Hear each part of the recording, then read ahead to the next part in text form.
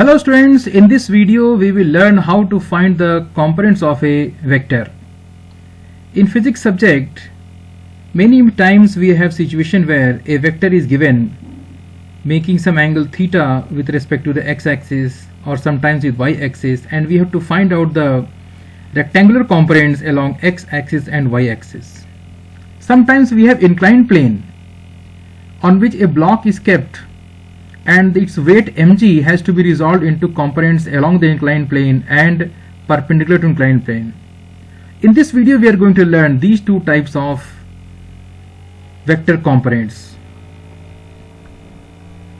Look at these four examples here.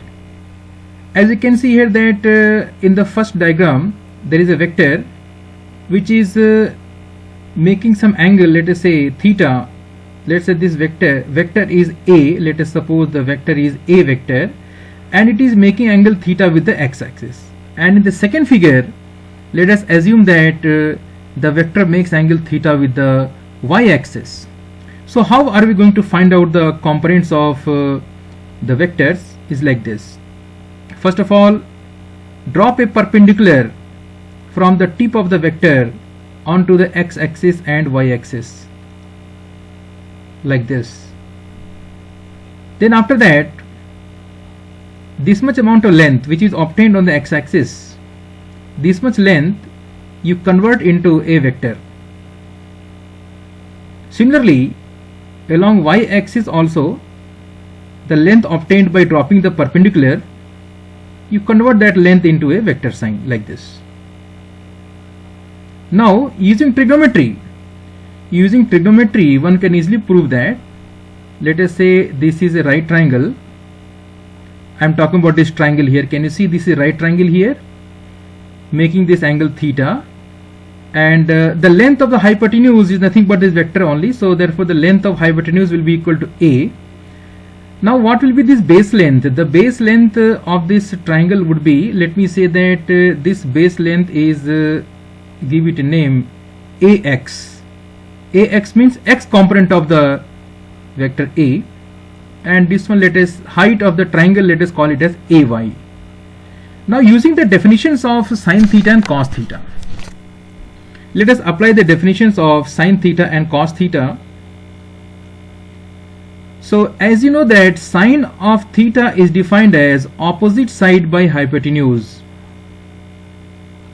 Opposite side by hypotenuse. So in this triangle, with respect to this angle theta, the opposite side is ay. Hypotenuse is a. Therefore by cross multiplication, we will get ay is equal to a sine theta.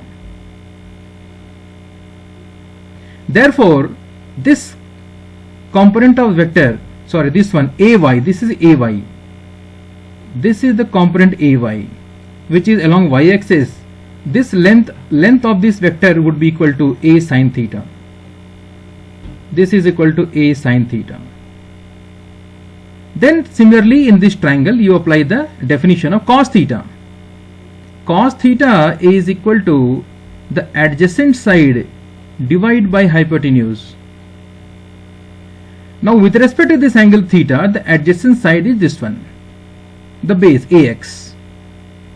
So adjacent side is equal to ax, divided by hypotenuse is a. Therefore by cross multiplication, ax is equal to a cos theta. This is your ax. Ax means the x component of the vector. So this vector is ax is equal to a cos theta.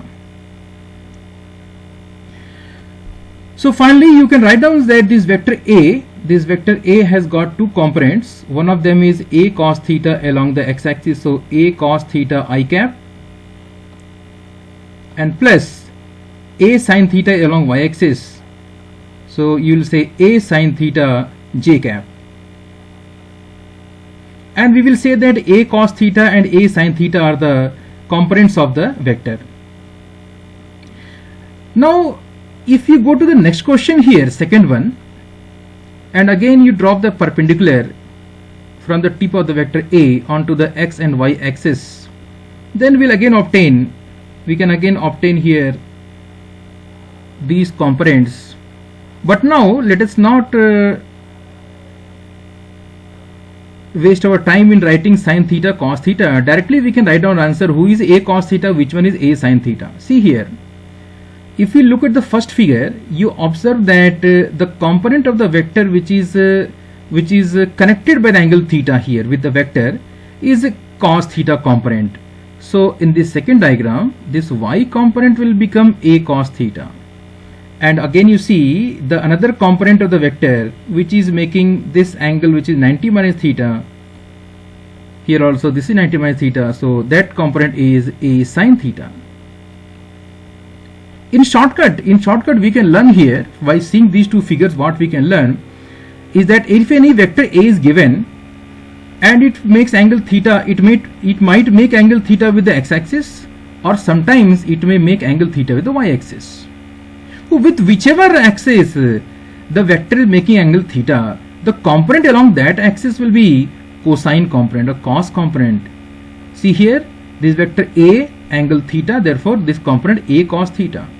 And in this second figure, the component which is again connected by angle theta to the vector a is a cos theta. So it should not be assumed that always the component which is along x is a cos theta. Usually students will just memorize the fact that component along x is a cos theta, but that is not always true. As you can see in the second example, the component along the x-axis is a sin theta. So it's not always the case. We have to look at the angle theta that the vector is making angle theta with which side, which axis. That component will be cos component. So remember that whichever component is connected by the angle theta with the vector, that is the cos component, and another one will be the sin component. Same rule applies to example 3 and 4 also. Let us suppose it makes angle theta with x-axis and with y-axis.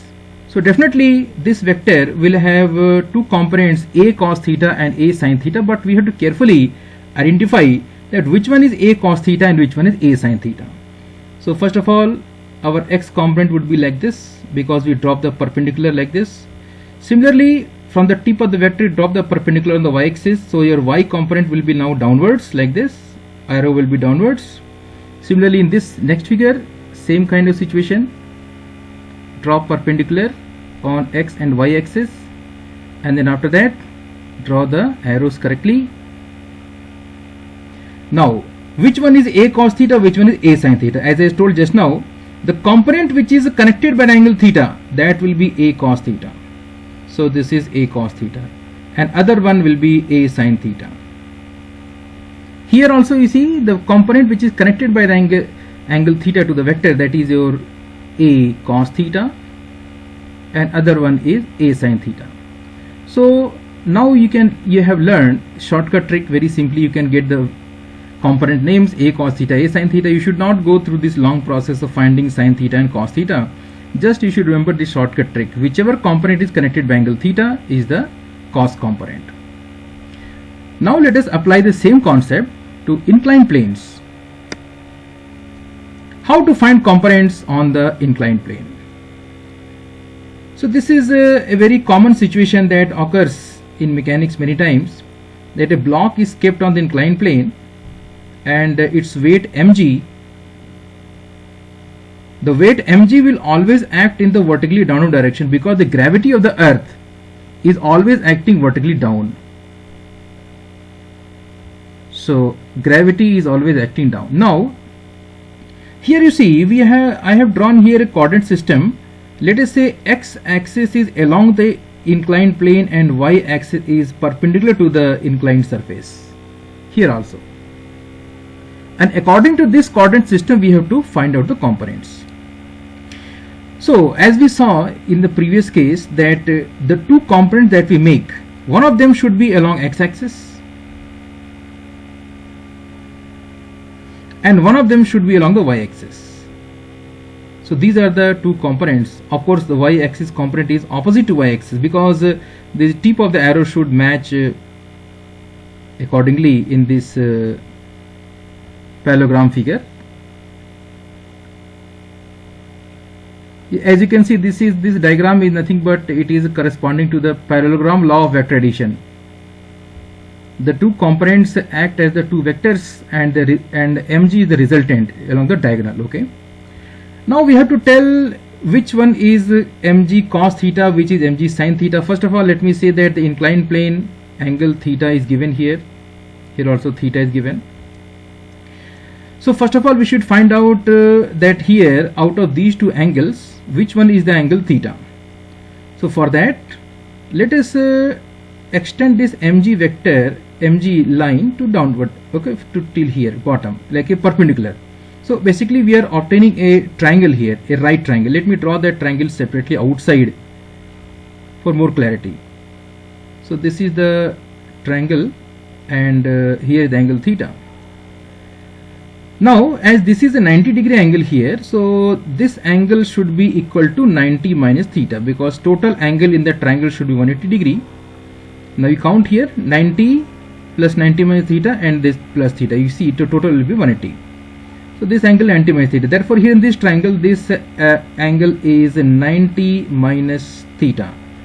But because these two components are perpendicular to each other, see, they are called rectangular components. So therefore this is angle theta. Same way here also we can prove that this angle should be equal to theta. In fact, you should always remember the fact that whenever you are making the free body diagram of the block on the inclined plane, the component which is perpendicular to the inclined plane will make angle theta with the mg, if theta is given at the bottom.